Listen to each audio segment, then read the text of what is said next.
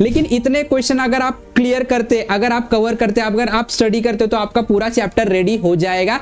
और यही important questions भी है। तो आप लोगों को रोटेटिंग बॉडी का काइनेटिक एनर्जी निकालना, इसी क्वेश्चन को ऐसे ही पूछ सकता है, derive an expression for kinetic energy of a rotating object. ये क्वेश्चन जो है 3 मार्क्स के लिए पूछा जा सकता है या तो फिर 2 मार्क्स के लिए भी पूछा जा सकता है। ठीक है, अच्छी तरीके से पैरेलल और परपेंडिकुलर एक्सिस थ्योरम को प्रिपेयर करना।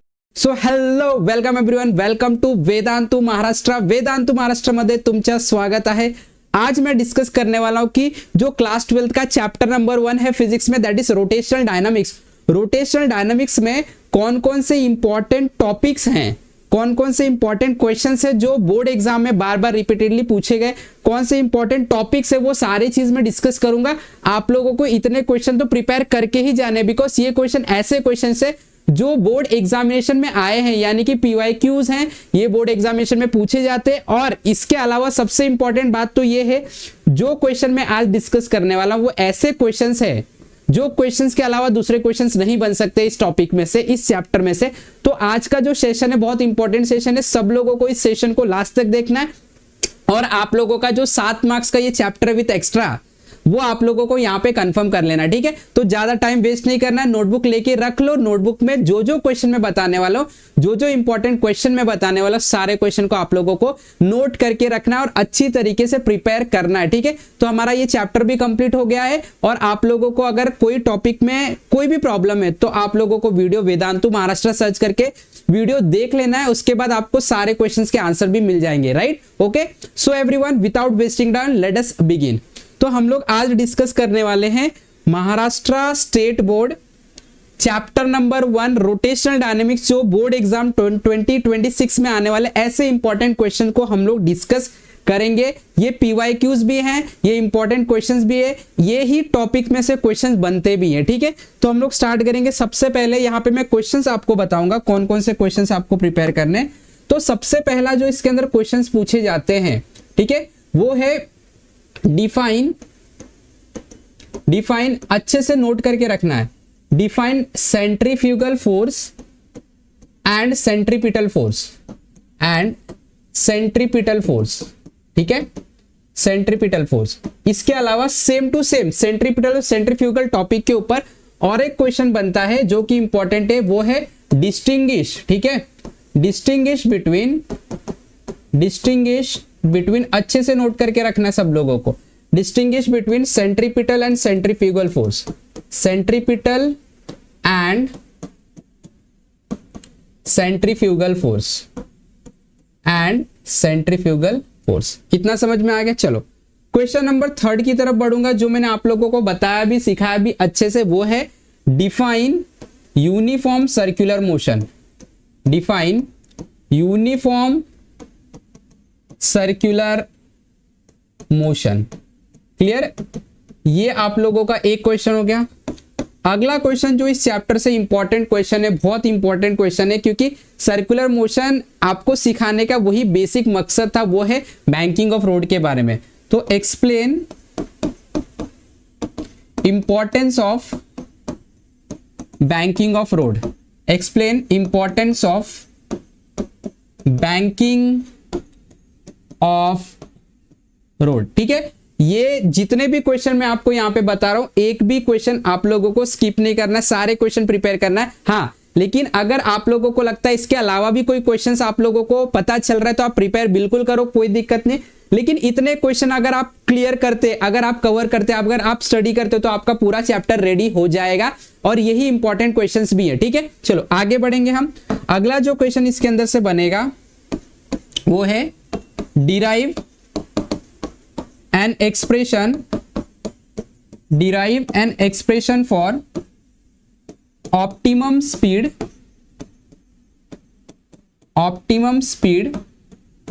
of a vehicle moving on a banked road।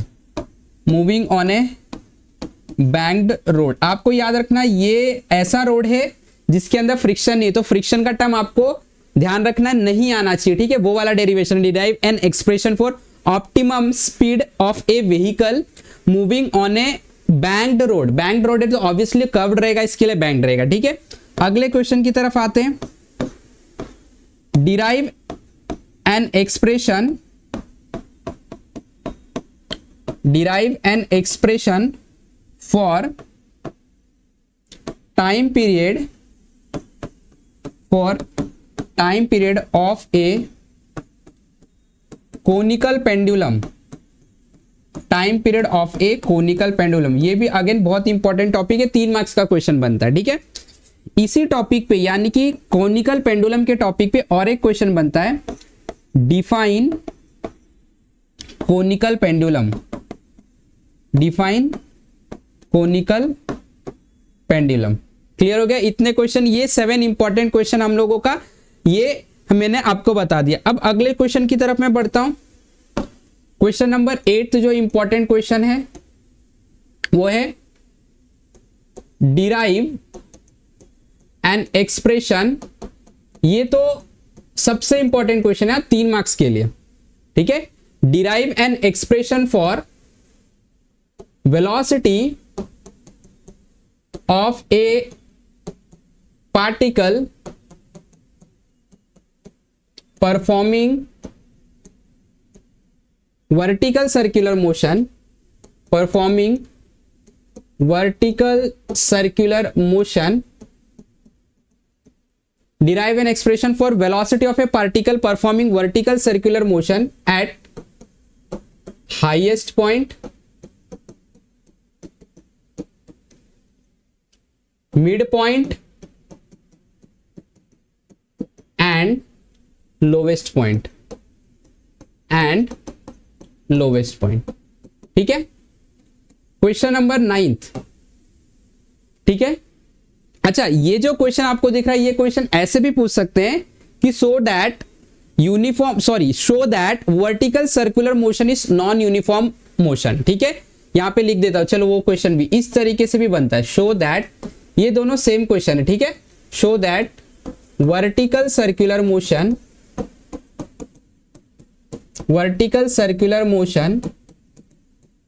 is a non-uniform circular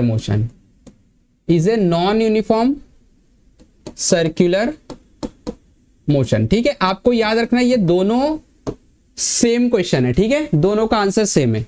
अगले क्वेश्चन की तरफ बढ़ेंगे। अब यहां पे सर्कुलर मोशन का टॉपिक खत्म, अब हम लोग रोटेशनल मोशन पे आएंगे। रोटेशनल मोशन का सबसे पहला क्वेश्चन आता है, show that kinetic energy of a rotating object या body is inversely proportional to R square, ठीक है। इसका मतलब आप लोगों को रोटेटिंग बॉडी का काइनेटिक एनर्जी निकालना। इसी क्वेश्चन को ऐसे ही पूछ सकता है, derive an expression for kinetic energy of a rotating object, ठीक है। अगला question, question number 11, define moment of inertia, define moment of inertia and give its SI unit, ठीक है। इसके बाद क्वेश्चन बनता है important, give significance of radius of gyration,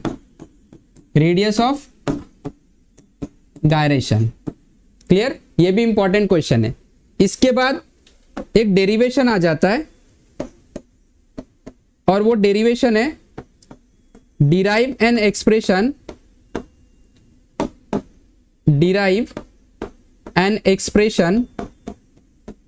for parallel axis theorem.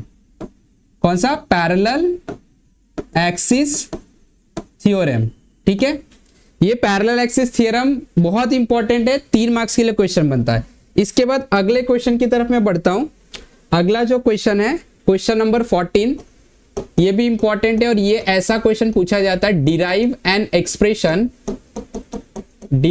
Expression for perpendicular axis theorem, ठीक है। Again ये question जो है 3 मार्क्स के लिए पूछा जा सकता है या तो फिर 2 मार्क्स के लिए भी पूछा जा सकता है, ठीक है। अच्छी तरीके से पैरेलल और परपेंडिकुलर एक्सिस थ्योरम को प्रिपेयर करना है। इसके बाद जो इंपॉर्टेंट क्वेश्चन आता है वो आता है derive an expression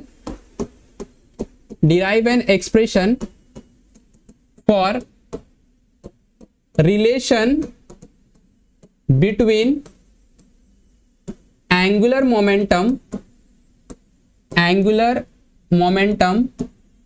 and moment of